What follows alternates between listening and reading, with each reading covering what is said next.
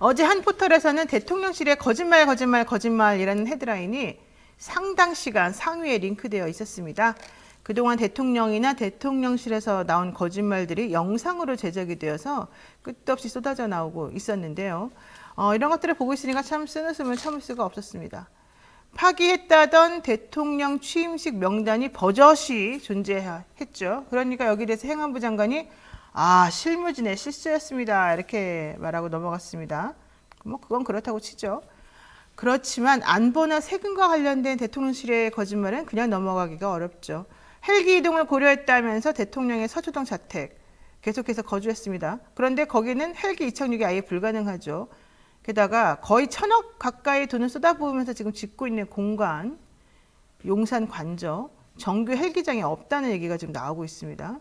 그렇다면 이거는 단순히 대통령이 거짓말 했고 안 했고의 문제를 떠나서 국가 원수와 우리나라 국가 안위와 관련된 문제이기 때문에 상당히 심각한 것이라고 생각이 됩니다. 대통령은 원래 국민에게 청와대를 돌려주기 위해서 불가피하게 관저를 옮길 수밖에 없었다 주장했고요. 이전 비용이 피 같은 혈세로 채워지기 때문에 최대한 아껴서 쓰겠다라고 했으면서 500억 넘지 않는다고 했죠. 그래서 496억이라고 누누이 강조를 해왔습니다. 그런데 어제 보도 쫙 나와가지고 보니까 대통령실의 용산 이전 관련 비용이 처음에 뭐 496억이었을지 몰라도 지금까지 추가로 들어간 돈만 306억 9,500만 원, 그러니까 한 307억 정도 된다는 거예요. 이거 합치면 벌써 800억 넘지 않습니까? 근데 이게 끝이 아니라는 겁니다. 대통령직 인수위원회에서 처음에 용산 국방부 등 군부대 이전 비용, 그러니까 용산 관저에 대통령이 들어가는 것뿐만이 아니라 거기 있던 국방부를 빼서 다른 곳에 옮겨야 되기 때문에 우리가 그럼 그 비용까지 다 포함하면 너무 심한 거 아니냐라고 말했었던 거거든요. 그랬더니 그 당시에 그거 1,200억밖에 안 들어요 라고 말했었단 말이죠. 근데 지금 보세요. 벌써 800억 들어갔죠? 이제 앞으로 1,200억만 들어갈까요? 그게 아니라는 거예요. 지난 29일에 국방위에 출석했던 이종석 국방부 장관이 하는 말이 당시 우리는 1,200억 얘기한 건 맞지만 그게 잘못이었습니다. 오류였습니다. 이런 얘기까지 했어요. 여기에 대해서 이 국방위 야당 간사 민주당 김병지 의원이 합참을 이전하는 비용으로 합참에서 제시한 것은 2,980억 원입니다. 라고 말했습니다. 1,200억하고는 완전히 다르죠. 그런데 합참 의장의 공간을 또 지어야 되고 그래서 그것만 하더라도 한 3,500억 정도 들어갑니다. 게다가 합참 이전과 미군의 잔류기지 이전까지 합치게 되면 1조 원 가까운 예산이 낭비됩니다. 라고 말했어요. 야, 우리가 예상은 했지만 너무 심한 거 아닙니까? 청와대를 벗어나서 움직이는 비용만 1조 원이라는 겁니다. 물론 정확하지 않습니다. 그렇지만 헬기장이며 국가위기 상황에 대처 쓰는 시스템이 완벽했던 그 청와대 지금 어떻게 됐습니까? 상업 광고에 모태가 되고 있습니다. 거기서 소파 광고 찍고 막 국적 불명의 옷을 입은 모델이 막 쫙 들어 넣어가지고 사진 찍고 있어요. 우리가 그렇게 하라고 거기 버려두고 1조 원 들여서 딴 데 지금 옮기는 겁니까? 왜 대통령이 청와대를 그렇게 우스꽝스러운 창경원으로 만들어 놓고 안 써도 될 돈을 펑펑 써가면서 지금 이 행동을 하고 있는지 이해가 안 간다는 겁니다.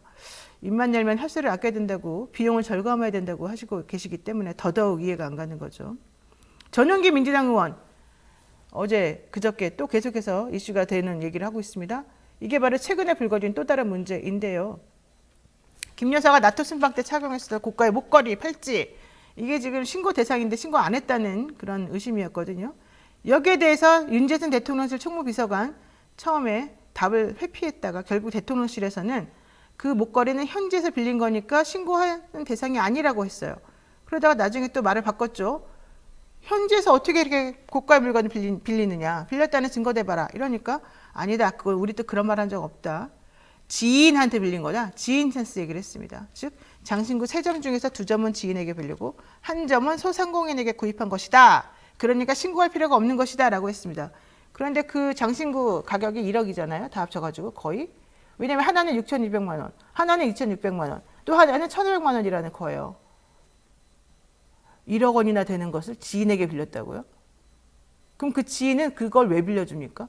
예전에 온로비 사건이라고 있었습니다. 자, 보세요. 대통령실에서 지인한테 빌렸다는 말이 거짓말이라면 큰 문제죠. 국민을 속이는 거니까. 만약에 거짓말이 아니라면 더 큰 문제죠. 왜요? 그 정도 고가의 물건을 빌려줄 정도로 친분 관계가 있는 지인이라면 이해 충돌 문제는 당연히 따라오는 거기 때문입니다. 그래서 우리가 장신구 누구한테 빌렸는지, 언제 빌렸는지, 그 사람에게 준 혜택은 없는지 이거 확인해야 된다고 주장하는 거죠.